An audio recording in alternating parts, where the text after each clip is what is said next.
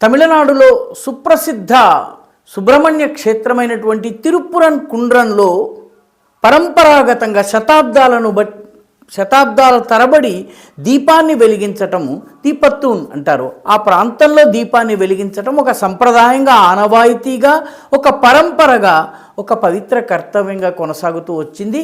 కానీ కోర్టులు ఆదేశించిన తరువాత కూడా, కోర్టులు అభిశంసించిన తరువాత కూడా తమిళనాడులో ఉన్నటువంటి నాస్తిక ద్రవిడ ప్రభుత్వము అక్కడ దీపాన్ని వెలిగించే అనుమతి ఇవ్వటం లేదు హిందూ భక్తులకు. కోర్టు అనుమతితో వచ్చినా సరే దీపాన్ని వెలిగించడానికి వీల్లేదని చెప్పి అక్కడి ప్రభుత్వం చెప్తోంది. కారణం ఏంటంటే దానికి కొంచెం దూరంలో సికిందర్ దర్గా అనేటటువంటి దర్గా ఉంది. దర్గా వాళ్ళ మనోభావాలు ఈ నాస్తిక ద్రవిడ పార్టీలకు చాలా ముఖ్యము హిందువుల మనోభావాల కన్నా. ఎందుకంటే మెజారిటీ హిందువులు అలాగూ ఓటేస్తారు, ఇలాగో ఓటేస్తారు, కాబట్టి వీళ్ళ మనోభావాలతో ఆడుకోవచ్చు.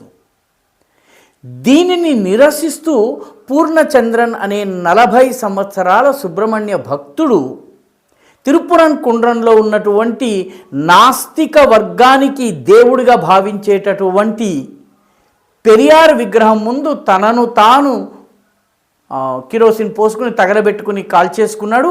నిజానికి ఇటువంటి చర్యను ఖండించాలి, ఎందుకంటే ఆత్మహత్య చేసుకోవడం సరైనది కాదు. కానీ ఆ వ్యక్తి హిందువులకు జరుగుతున్న అన్యాయాన్ని ఎత్తి చూపేటటువంటి పనిని చేశాడు పూర్ణచంద్రన్.